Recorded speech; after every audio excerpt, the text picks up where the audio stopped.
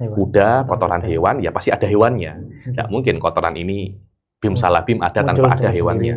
Ada jejak kaki, pasti ada orang yang berjalan. Ya pasti ada alam semesta, ya pasti ada penciptanya. Ya nih seseorang orang awam, dia mesti belajar ilmu kalam, wajib fardu ain, likulli muslimin di dalam level ini. Di dalam semuanya harus belajar. Namun seandainya belum tahu ini, dia berdosa. Dia berdosa, walaupun dia berakidah ahli sunnah wal jamaah.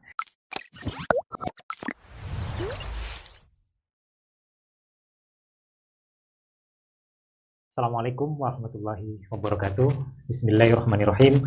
Alhamdulillahirabbil alamin. Allahumma shalli wa sallim ala sayyidina Muhammad wa ala ali sayyidina Muhammad.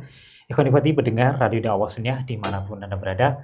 Alhamdulillah pada kesempatan hari ini di Radio Dakwah Sunnah pada acara Kilmah, kajian ilmu bersama Himmah alumni Al-Ahqaf. Nah, pada kesempatan hari ini ikhwan ikhwati sudah hadir bersama kita ada Habib Ali Bagir Asegaf. Assalamualaikum warahmatullahi wabarakatuh. Waalaikumsalam warahmatullahi wabarakatuh. Apa kabar, Habib? Alhamdulillah sehat walafiat. Setelah maraton mengisi kajian di pondok, tetap semangat ya, Alhamdulillah. Terima kasih buat Habib Ali Bagir. Kita panggilnya Habib Ali yang termahun. Habib Ali, ya sakit. Kalau saya perkenalkan kalau Mas Kur Aska, Habib. Mas Kur Aska. Mas Kur Aska, santri Sunnah sini dan alhamdulillah ikhwan ikhwati pada kesempatan kali ini di Pondok Pesantren Sunnah kehadiran Dr. Ali Bagir Asegaf dan beliau alumni Al-Ahqaf. Nah, kita perlu tahu nih sebenarnya dari panjenengan sendiri jenengan lahir di mana, terus tumbuh berkembang dalam pendidikan dan seterusnya itu di mana saja panjenengan melaluinya, dan monggo. Ya, ini saya sebenarnya itu orang-orang biasa saja dari keluarga yang biasa. Keluarga saya itu bukan usratun ilmiah ya, ini berpedagang biasa. Cuma ibu saya itu suka ustadz, dengan arti dia suka seorang ustadz itu suka. Jadi dia itu ingin salah satu anaknya itu untuk menjadi ustadz. Tapi ketika seorang alim macam itu, seorang alim, dan selalu setiap hari itu sering menyemangati saya ya, nih kamu tuh engkau jadi ustadz, kamu tuh harus menjadi ustadz biar nanti kalau aku meninggal itu ada yang mendoakan. Ini kata-kata itu tuh selalu terngiang di dalam hati saya, dalam sanubari saya ya nih. Saya TK, SD di sekolah-sekolah umum biasa. Di daerah mana? Di daerah Tulungagung Kepatian. Di Tulungagung Kepatian, saya sampai SD di situ, lulus SD saya pesantren di Darut Tauhid Malang, Ustadz Abdullah Awad Abdun. Mungkin kalau antum pernah dengar di belakang UIN PAS. Di belakang UIN PAS itu saya menempuh Tsanawiyah Aliyah di situ. Saya belajar dasar-dasar bahasa Arab, muhadasah, muhawarah, semuanya saya belajar di situ. Secara ilmu agama. Setelah saya lulus SMP SMA di situ selama 6 tahun, saya berangkat ke Darul Mustafa Tarim tahun 2006 pada saat itu. Habib Umar. Saya berangkat di situ untuk menguatkan pondasi-pondasi bahasa Arab saya, untuk menguatkan keilmuan saya selama 1 tahun saya di Darul Mustafa. Kemudian saya berpindah untuk melanjutkan pendidikan akademik saya di Al-Ahqaf University pada saat itu. Di situ saya mulai tahun 2007 sampai 2012. Ya, ini memang programnya dia itu memang 5 tahun. Ahqaf itu kurang nggak bisa, lebih bisa. Kurang nggak bisa, pas saja. Kalau lebih maknanya pernah nggak naik setahun gitu. Alhamdulillah pas 5 tahun, dan di sela-sela kegiatan itu, di sela-sela saya itu di Ahqaf, saya sempat belajar di Ribat Tarim. Di Ribat Tarim itu saya 5 tahun juga. Alhamdulillah saya mendapat ijazah resmi daripada Habib Salim. Ditandatangani oleh beliau sendiri, dan sampai sekarang saya simpen untuk jimat ya. Untuk jimat tanda tangannya orang soleh dan orang alim. Terus ngeten, kalau di para santri dan juga orang-orang niku mengenal jenengan sebagai ahli ilmu kalam. Nah, sebenarnya kenapa jenengan mempelajari ilmu kalam? Sebenarnya ilmu kalam ini sementing nopo nih kok sampai jenengan menggelutinya? Saya itu sebenarnya kenapa saya belajar ilmu kalam tuh sampai sekarang ini juga masih misteri bagi saya itu sebenarnya itu. Masih misteri, tidak ada kepikiran sama sekali dulu ketika saya itu masih S1 di Al-Ahqaf itu. Nggih.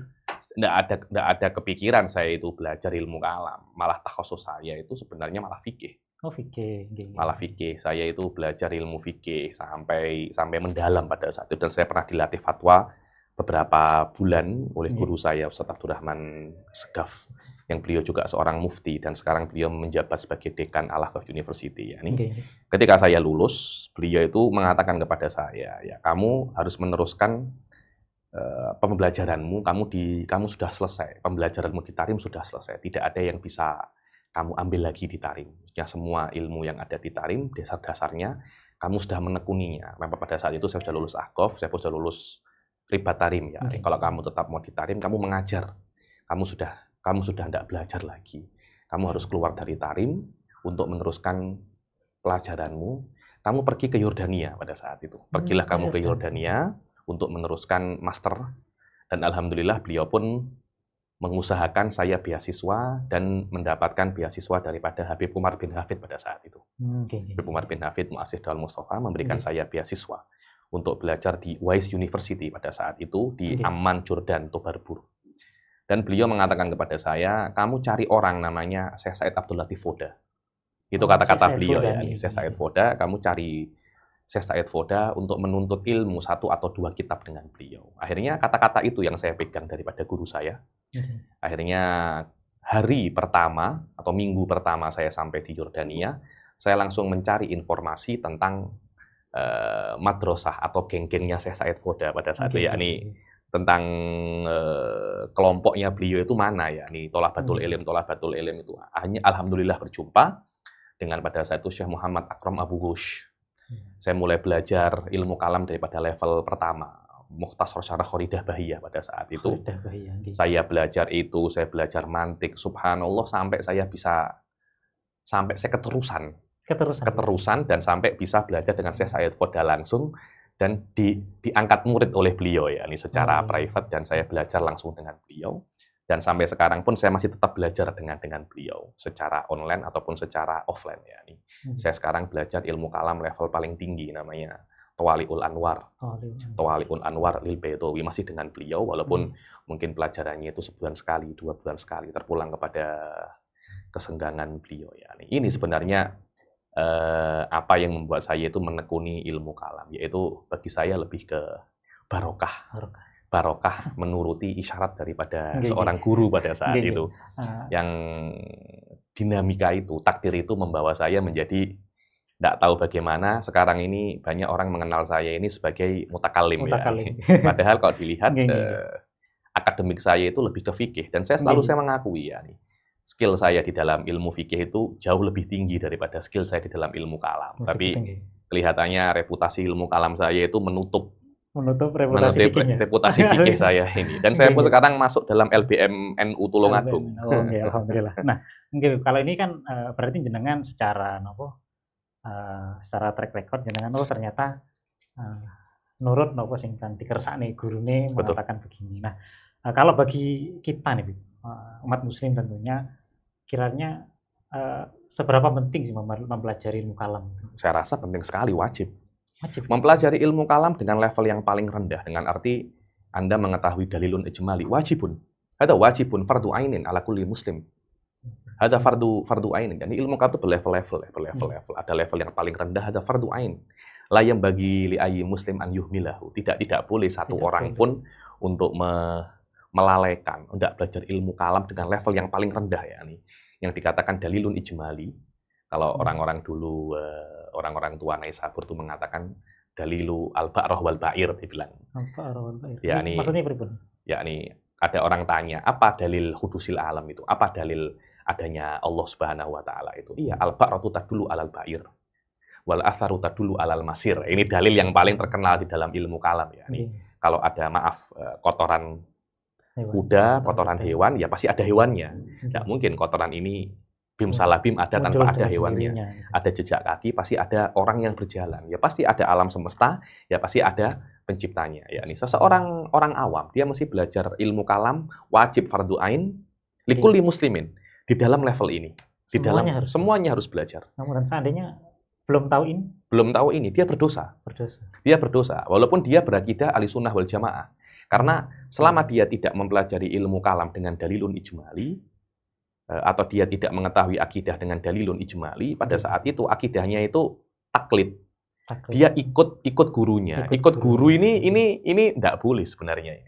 Dalam aspek akidah enggak boleh. Oh, dalam aspek akidah enggak boleh, karena itu namanya taklid di dalam Jawharatul Tauhid, wa kullu man qallada fit tauhidi imanuhu lam yakhlu min tardidi. Karena kalau saya murid Anda, saya ikut, ya wis lah, aku tak melok Gus Mas Kurai akidahku. Akhirnya saya beriman kepada Anda, tidak beriman kepada Allah akhirnya kan. Saya beriman kepada Anda, tidak beriman kepada Allah. Karena itu taklid di dalam akidah sahihun wa athimun. Dia sah, akan tetapi dia berdosa. Karena berpikir ini taklif, Gus. Berpikir ini taklif. Taklif ini maksudnya perintah Allah itu bukan hanya daripada aspek jenengan sholat, zakat, puasa. Taklif itu bukan hanya amali. Taklif itu juga ma'rifi. Taklif itu juga nazar. Karena itu Allah berfirman, fandur. Ada fandur ila malakutis samawati wal ard. Fandur, ada kata fandur. Fandur ini bukan melihat, akan tetapi berpikirlah. Dan ini amr, perintah. Dan perintah itu menunjukkan kepada wajib. Wajib kalian itu berpikir. Dan ini memang susah. Saya tahu itu susah itu. Untuk orang memikir sampai iya toh, berpikir dan harus benar cara berpikirnya. Dan dalam berpikir di dalam keberadaan Tuhan, Anda mesti berpikir dan Anda mesti benar. Tidak cukup cuma berpikir, harus benar. Harus benar. Kalau salah, Anda berdosa. Walaupun Anda tidak sengaja salah. Karena itu susah. Berpikir ini taklif daripada Allah yang jauh lebih susah daripada taklif untuk sholat, zakat, puasa.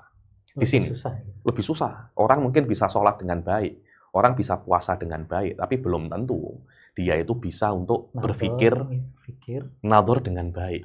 Dan hasilnya benar. Kalau hasilnya salah, saya berpikir dengan baik dan saya merasa bahwasanya Tuhan itu tiga. Wah, itu berpikirnya pasti tidak baik itu. Islam tidak menerima itu. Aku tidak ngerti kok. Loh, kamu tidak bisa semacam itu. Ini adalah perintah daripada Allah. Selama Anda punya akal, Anda tidak akan bisa lari daripada taklifun nazar ini. Ini level yang paling rendah di dalam ilmu kalam. Ada lagi di atasnya, Anda itu sampai mengetahui dalilun tafsili. Sekiranya kalau ada syubhat-syubhat, Anda bisa menjawab. Itu hukumnya fardul kifayah. Fardul kifayah. Dan ini yang fardul kifayah itu kan idza qamal ba'd saqatal haraju anil bakin kan. Itu kan semacam itu kalau ada sebagian, maka yang lain sudah tidak berdosa. Masalahnya kita di Nusantara ini hampir tidak ada mutakalim. Jadi secara secara teori mungkin kita semua ini berdosa, Ustaz. Karena tidak ada karena tidak ada qiyamul ba'd ini tidak ada. Tapi kan cukup ada jenengan. Sudah mewakili cukup. Syubhatnya itu banyak, Gus. Dia harus ada beberapa mutakalim yang bisa untuk menjawab. Nggak mungkin iskal satu Indonesia dihadapi satu atau dua orang. Kita perlu sekitar 30, 40 mutakalim. Seperti fuqaha, Masya Allah, di Indonesia ini surplus fuqahanya. Surplus fuqaha. Waduh, ini yang kurang gitu. Ya, berarti terima kasih jenengan sudah mendidik para mutakalim di Pondok As-Sunnah gitu ya. Di atas itu, yakni di atas dalilun tafsili ini hukumnya sunnah. Yakni Anda bukan hanya untuk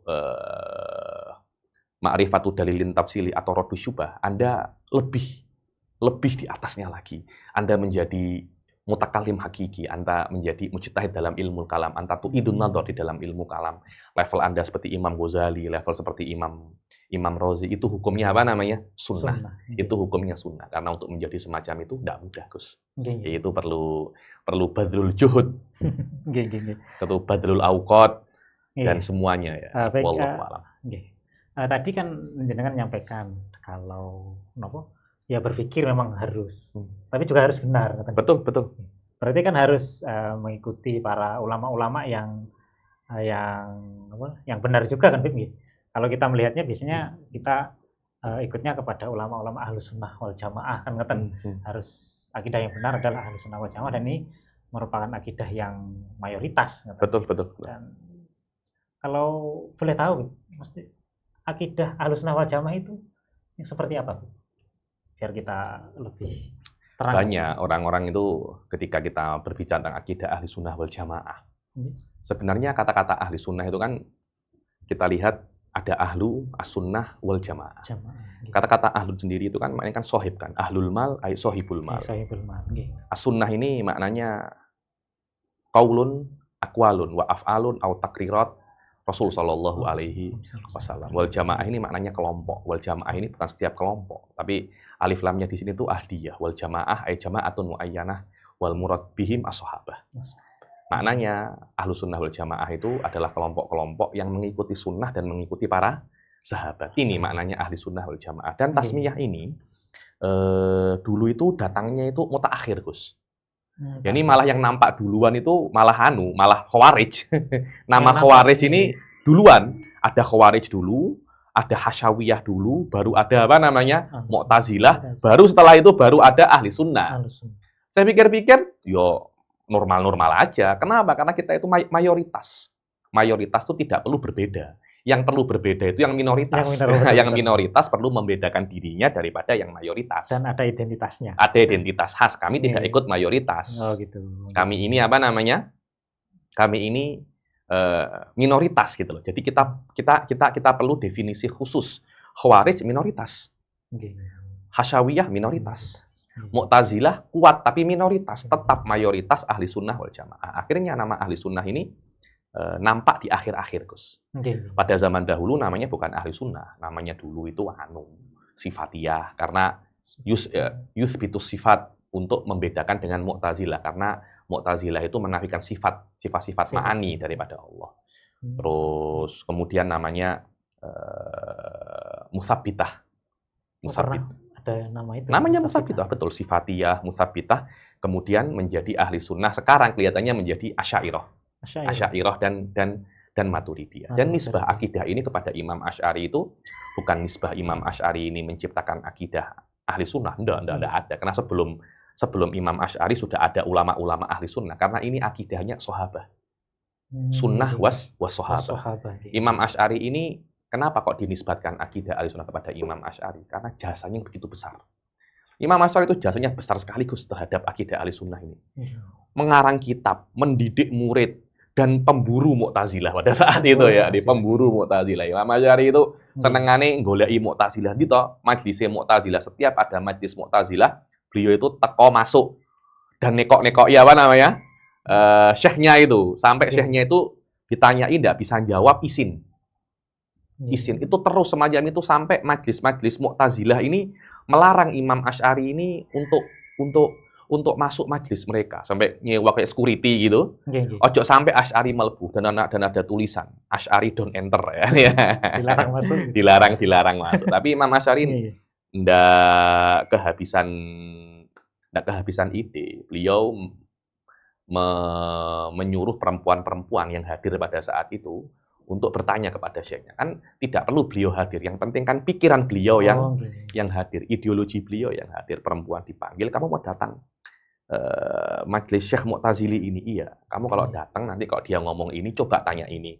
Kalau dia jawab ini. Kalau dia jawab diajari.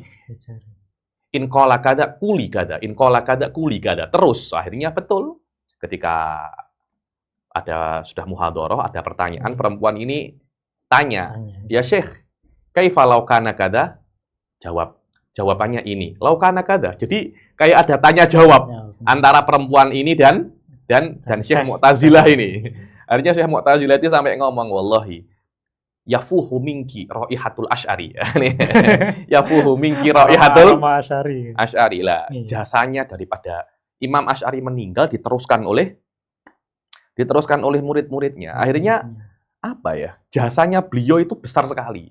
Karena besarnya jasa beliau kepada mazhab ahli sunnah wal jamaah, udifat akidah ilaihi tasyrifan wa ta'dhiman wa i'tirafan bi fadlih.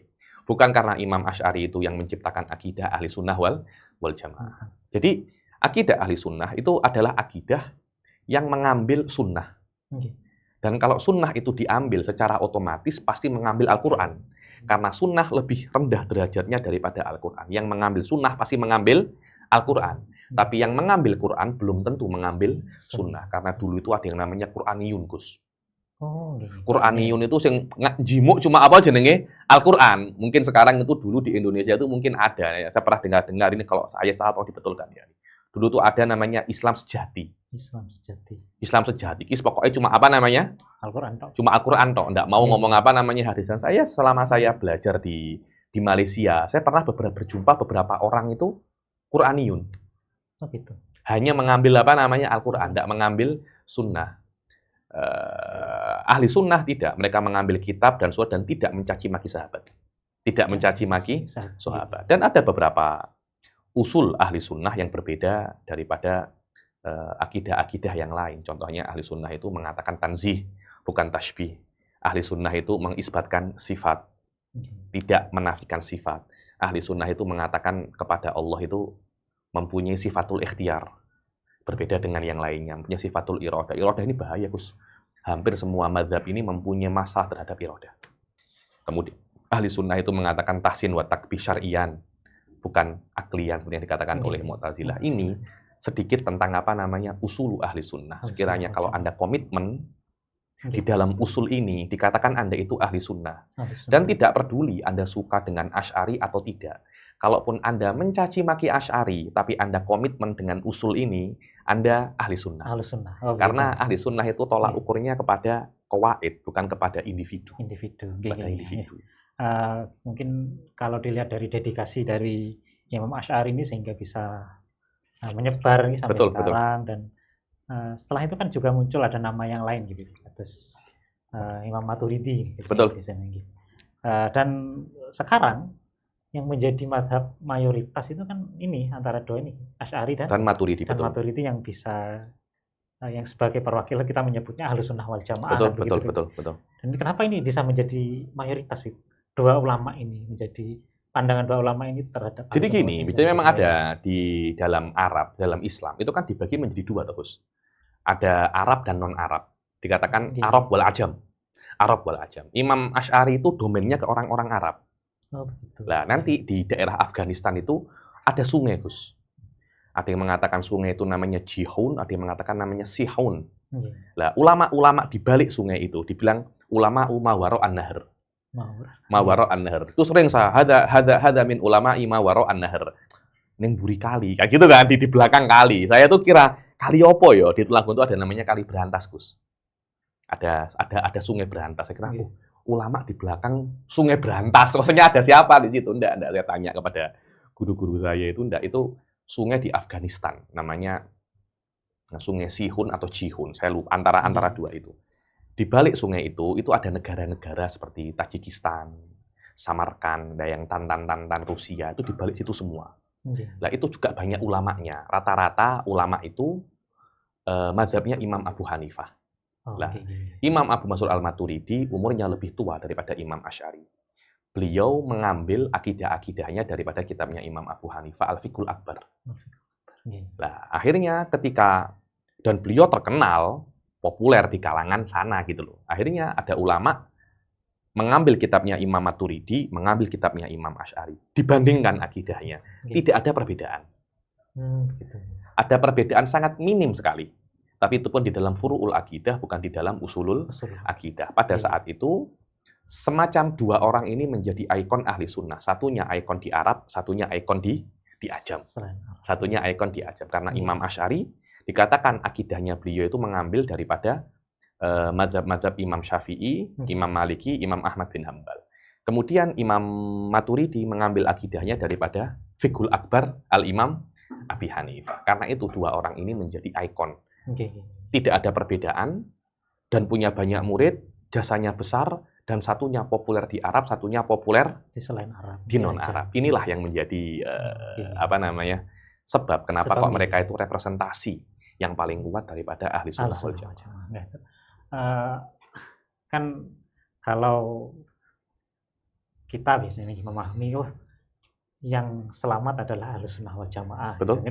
Dan kalau di kalangan kita melihatnya yaitu sesuai ajaran Imam Asy'ari dan juga Maturidi. Betul.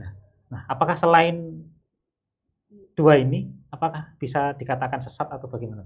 Jadi gini, kita harus melihat daripada beberapa aspek. Kata-kata sesat itu saya tidak terlampau senang menggunakan kata-kata sesat itu. Tapi saya lebih senang mengatakan ini bukan ahli sunnah. Bukan ahli sunnah. Bukan ahli sunnah. Konsekuensinya beda.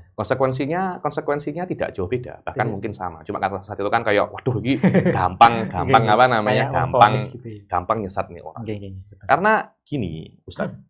Jadi bedakan antara seseorang itu muslim dan seseorang itu ahli sunnah. Tidak semua muslim ahli sunnah.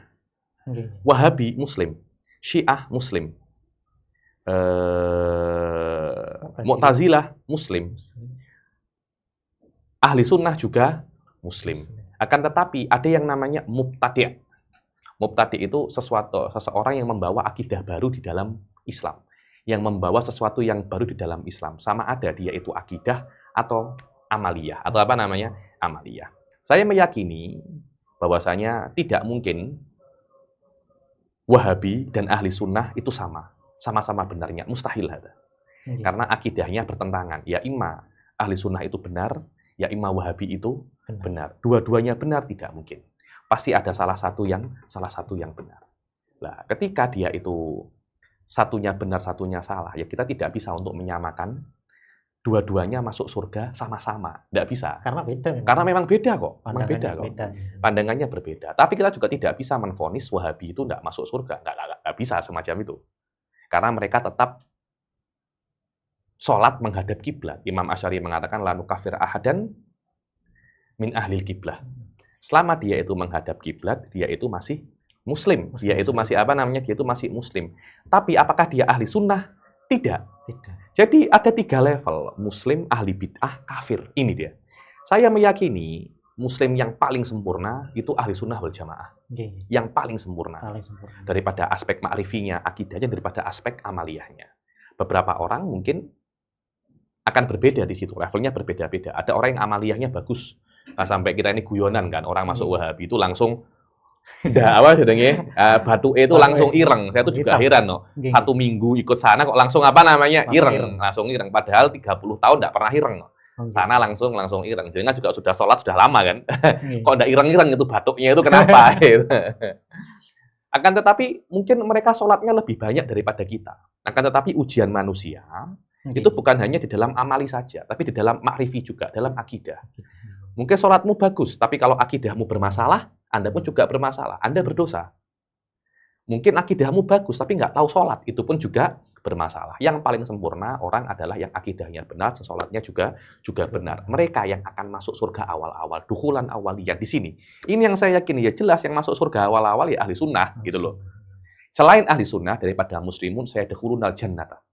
Selama mereka meyakini asyhadu alla ilaha illallah wa asyhadu anna muhammadar rasulullah. Tapi kan tidak bisa disamakan loh. Ahli sunnah masuknya sama dengan Syiah. Ya itu enggak fair itu kalau saya itu. Enggak fair itu. Berarti meskipun katakanlah mujassim selama masih muslim, dia tetap masuk surga. Tapi kapan masuk surganya jelas tidak bisa disamakan dengan ahli sunnah. Inilah konsekuensi Anda itu muslim tapi bukan ahli sunnah. Rodok lambat. Anda masuk surganya, Anda rodok lambat. Proses masuk surganya itu tidak smooth. Seperti ahli sunnah wal jamaah. Kalau nggak semacam itu, rodok nyandet-nyandet. Ya iya toh. Kayak orang sholat, satunya nggak sholat. Kan masuk yang nggak sholat, proses masuk surganya sama dengan yang sholat. Kalau begitu kita nggak usah sholat saja. Luweh penak. Subuh nggak usah tangi. Isya nggak usah. Kan nggak usah semacam itu toh. Kita kan loh, orang yang tidak sholat tapi dia muslim, kan masih masuk surga toh, Gus. Tapi kapan toh? Ya sik mampir sik ning gone apa? Ning gone laundry jahanam dulu. Berlama-lama panas-panasan. Sama, ada orang sholat akidahnya sesat. Orang sholat akidahnya benar, kan tidak bisa ini disamakan, Gus. Ada masalah di dalam akidahnya dan dia harus menebus kesalahan ini di neraka dahulu. Ada SOP-nya, ada instrumennya. Wallahu a'lam. Nah, menarik nih. Kamu manggilnya bukan Sagus nih. Kang mawon. Kalau biasa dipanggil Kang Maskur ngoten nggih. Terima kasih. Nah, ngeten nggih. Memang kalau jenengan yang menjelaskan dengan segala teorinya mungkin mudah dipahami dan ini sing badhe kula tanyakan adalah bagi kalau orang awam gitu. Biasanya kan kalau mau belajar tentang Asy'ari, tentang Maturidi, tentang akidah Ahlussunnah wal Jamaah, mungkin biar kalau mereka tidak tahu mana Asy'ari, mana Maturidi, mana Ahlussunnah wal Jamaah, mana Salafi Wahabi, mana Mu'tazilah dan seterusnya, standar paling mudah biar biar tahu oh, belajar akidah yang benar itu akidah yang seperti ini. Mungkin katakan, buat biar masyarakat atau orang-orang itu lebih mudah kalau belajar itu yang seperti ini, bukan yang seperti ini. Bagaimana? Jadi gini, orang awam itu dia harus berbuat seperti layaknya orang awam. Orang awam itu harus berbuat layaknya sebagai orang awam. Dengan arti jangan masuk hal-hal yang jelimet. Karena itu bukan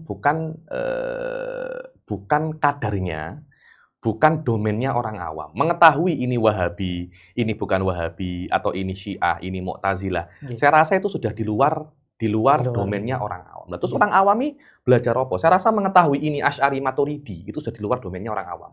Nah, terus orang awam itu belajar apa? Anta belajar akidah ahli sunnah. Karena akidah ahli sunnah yang akhir-akhir ini, yang seperti akidatul awam, itu sudah mix. Jadi Asy'ari dan Maturidi itu mungkin di awal-awal terbedakan, Gus. Kemudian ulama-ulama mutaakhirin itu wis koyo padha wae gitu loh. Asy'ari dan Maturidi padha wae. Beberapa Ajami yo ambil Asy'ari, beberapa orang Arab ya ambil Maturidi. Jadi mereka itu mix antara antara Asy'ari dan Maturidi, dan memang hakikatnya tidak ada perbedaan. Tidak ada perbedaan. Jadi saya rasa kalau orang awam ingin belajar akidah dengan level yang paling rendah, yakni cukup dia itu komitmen iltizam dengan akidah ahli sunnah yang cukup untuk orang awam. Dan apa itu banyak, Gus? Di antaranya kitab Aqidatul Awam, Nadhom itu sudah cukup. Sebagai seorang awam Anda mempelajari itu, kewajiban Anda mempelajari akidah sudah selesai. Dan bagus, enggak lama. Saya pernah buat daurah Aqidatul Awam itu 4 kali pertemuan selesai. Tapi aku repot, Beb. Enggak boleh semacam itu. Karena ini wajib. Ini wajib ini enggak bisa. Anda bisa sekolah SD, SMP, SMA 12 tahun loh. Allah tidak minta Anda banyak, Allah hanya minta Anda 4-5 kali pertemuan selesai. Gugurkan kewajibanmu untuk belajar akidah dengan 8 atau 9 jam. Belajar ini. Kalau kamu tidak belajar ini, nanti kamu akan menebusnya berpuluh-puluh tahun di neraka ini. Iya, kalau bisa mencari akses di katakan masuk pesantren, madrasah diniyah. Kalau yang lebih tarik ke belakang lagi, lebih umum lagi katakanlah. Ya saya mau belajar Islam. Terus untuk memastikan ini tidak Salafi Wahabi, ini tidak Mu'tazilah. Bagaimana biar? Ya itu seharusnya itu di masjid-masjid itu, Kang Maskur. Lebih enak. Seharusnya di masjid-masjid itu Kang ada kajian-kajian akidah memang. Dan ada kelalaian daripada kita ustadz umat Islam ahli sunnah itu untuk mengajarkan akidah kepada konstituen kita ya, kepada konstituen ahli sunnah itu kita memang punya kelalaian di situ. Kita kalah jauh dengan mungkin dai-dai sebelah ya ini, yang kajian-kajian akidah itu marak. Bahkan biasanya sudah di platform digital banyak kajian. Terbanyak kalau kita melihat kajian-kajian orang-orang kita, orang ahli sunnah itu masih terkait dengan sholawatan atau mungkin tahlilan, masih terkait tentang amaliyah. Jangan terkait tentang ilmiah. Ya ini yang saya rasa ini PR kita semua ya nih. Bagaimana akidah ahli sunnah itu bisa menjangkau orang-orang awam yang tidak mempunyai DNA pondok. Kalau orang-orang punya DNA pondok, ingin ke pondok, insya Allah ini sudah terhandle dengan para asatidahnya. Insya Allah di pondok itu kalau cuma akidatul awam sudah luweh-luweh itu, sudah luweh-luweh. Kan masalahnya kan tidak semua orang mondok kan, bahkan mayoritas orang tidak mondok. Bagaimana kita menjangkau mereka ini? Ya ini harus kita pikirkan caranya. Karena selama Anda itu ahli sunnah, selama Anda itu muslim, ahli sunnah, bahkan muslim ya, Anda mesti belajar akidah ahli sunnah. Yang 4 atau 5 kali pertemuan, apapun profesi Anda tentara kah, Anda polisi kah, Anda pedagang kah, Anda marbot masjid kah, Anda bakul sempol kah, Anda bakul sego pecel, bakul nasi goreng, tidak peduli. Anda muslim kan, Anda ahli sunnah kan, udrus aqaidah ahli sunnah. Terus siapa yang mesti saya tuju? Ya ini ada ulama-ulama ahli sunnah yang mesti kalian tuju. Anda tahu dari mana? Saya tahu dari mana ini ulama ahli sunnah. Akidah ahli sunnah tidak akan bertentangan dengan akal. Dan Allah memberi Anda akal. Ya, ini kalau Anda tidak bisa ketemu ulama ahli sunnah dengan akal Anda berdosa. Jadi kadang-kala ada orang awam ya, mau belajar ilmu. Subhanallah kesasar yang Ustadz Wahabi. Jadi ada Kang Maskur, ada Kang Fulan ini Al-Mujassim. Dia aslinya mau belajar sama antum, malah belok ke yang Wahabi ini. Dan dia apa ya? Dia memang berusaha untuk mencari. Subhanallah waqa'a ala aidil mujassim. Tanpa sengaja. Athima, dia berdosa. Karena seharusnya kalau ente ini punya akal, ente tidak akan terjerumus kepada ustadz semacam ini. Karena Anda tidak menggunakan akal dengan baik, Anda terjerumus. Dan ini bukan udzur di depan Allah. Inilah masalahnya hidup di dunia ini. Rodok ruwet. Kalau Anda ingin masuk Islam awal-awal loh ya. Agak rumit memang. Kalau Anda cuma, saya mau masuk surga saja. Ya enggak ada masalah, insya Allah masuk surga ya. Tapi ya awakmu sik ning apa jenenge? Ning gone neraka dhisik gitu loh. Ya memang jadi PR kita lah mungkin ya. Jadi PR umat muslim untuk bagaimana memberikan akses yang luas. Saya dulu itu Kang, saya tuh pernah ngomong sama murid-murid saya, orang-orang jamaah-jamaah saya yang mungkin punya kemampuan finansial tinggi. Saya bilang, saya ini punya program mengaji akidah ya nih, dengan spirit ngaji 1 minggu atau ngaji 4 hari libur selamanya. Ya, ini libur selamanya. Ya, ini Anda wis ngaji dengan saya 4 hari, program akidah ini 4 hari. Setelah itu kamu tidak perlu hadir majelis apapun lagi. Kenapa? Karena 4 hari ini atau 1 minggu ini akan menggugurkan kewajiban Anda untuk belajar. Kan nggak semua orang mampu untuk mondok ya, Kang ya. Oh gitu. Ada orang mungkin lama mondok kan. Karena mondok butuh waktu lama. Butuh waktu lama. Dia waktu kan tadi berapa? 4 hari. 4 hari 1 minggu. Allah, yakni kita tidak minta 7 tahun kok. 7 hari saja. Saya ajarkan kepada Anda tasawuf, fikih, akidah. Ini yang ilmu fardul ain. Apapun profesi Anda pun tentara wajib belajar 7 hari ini. Anda polisi wajib belajar 7 hari ini. Anda pedagang apapun wajib belajar 7 hari ini. Ini kewajiban kita sebagai seorang muslim. Bagaimana mensukseskan makna ini, makna ilmu fardul ain ini. Insya Allah kalau fikih, akidah itu banyak, Gus. Banyak kan? Banyak. Akidah ini loh angel.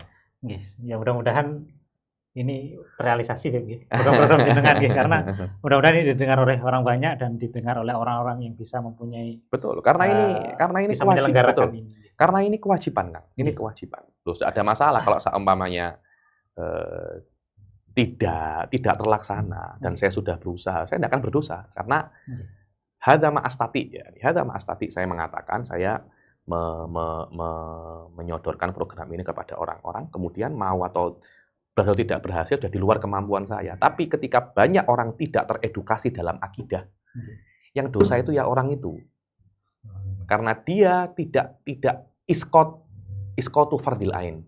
Apa yang wajib di dalam diri dia. Wallahu a'lam. Menarik nih, karena memang dan mudah-mudahan ini karena mungkin simplifikasi terhadap program-program untuk mengajarkan Ahlus Sunnah wal Jamaah, mengajarkan akidah niki juga perlu karena sekarang nih zamannya memang harus serba cepat betul. Itu. Kalau orang mau belajar 7 tahun, 8 tahun, waduh. Kuat, Gus. Ngeten. Niki ada yang ada pertanyaan yang tadi sempat muncul di benak kula. Kalau biasanya orang-orang itu mengatakan kalau pas obrolan di sawah gitu biasanya. Wis kemarin sawah padi banjir, wis sing penting istilah koni ujar sini dhuwur. Nah, ini kan berarti kan yang dimaksud ujar sini dhuwur ini kan yang pasti yang dimaksud adalah Allah Subhanahu wa taala. Mengatakan ujar Allah sini dhuwur niku apakah ini ahli sunnah apa? Ahli sunnah. Bagaimana? Jadi gini ya, kata-kata ning dhuwur atau mungkin dalam bahasa Arabnya itu fauq. Itu waroda lafadz ini daripada beberapa mutaqaddimin Asy'ariyah. Mutaqaddimin ahli sunnah. Jadi Allah fauqal arsy, Allah di atas arsy, Allah itu di atas. Itu sebenarnya Kalau cuma hanya semacam itu, nggak ada masalah. Sing ning dhuwur nggak ada masalah itu.